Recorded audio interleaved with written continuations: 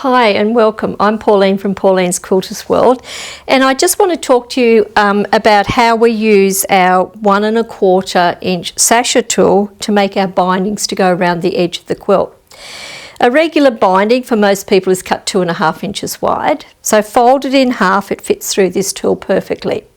If we wanted to make a bit narrower binding, which some people love to do, they would cut their fabric 2 1/4 inches wide and they'd put it through the 1 1/8 inch tool. So our full set of sashes allows you to do binding any width you want. I do a lot of quilts where I'll put a 3-inch binding around the edge just to add some bulk to the edge of the quilt. So just make your choice of what size you're going to do. Cut the fabric double the measurement to the tool.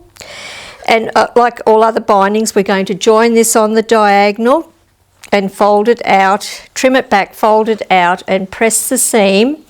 So if we press the seam the way we're going to be ironing with this tool. Now we're just going to come back to the end, fold your binding strip in half, and this is cut on the straight grain. If I was going to be binding a quilt with straight edges, I always cut it on the straight grain.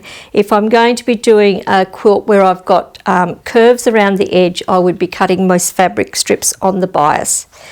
Press the first little bit of your binding strip, then we're going to use the tool, hold it by the handle, come up from underneath and we'll go straight back down, and that's what it's going to look like. Then we're going to pin into the edge of our ironing surface, and I like to pin with the double fork pin. That will give me nice tension on both sides of the fabric. Push the pin right in. Hold the fabric ahead of you with a little bit of tension on it. Put the iron into the curve of the tool and you just simply push.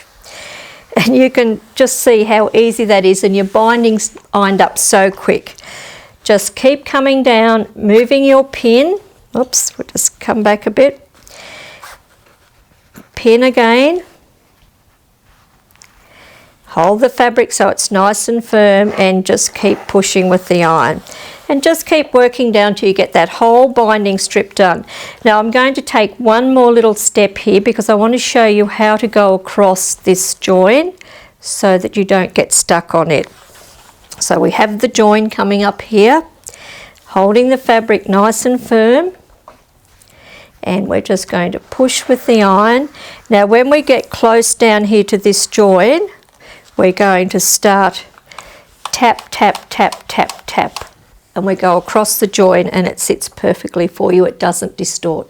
So that's how simple it is to make a binding and iron it up, and it's going to be done in half the time to what it is when you stand at the ironing board and fold and press yourself. That's very tedious and we end up with burnt fingers. So enjoy making your binding, it's very fast and easy.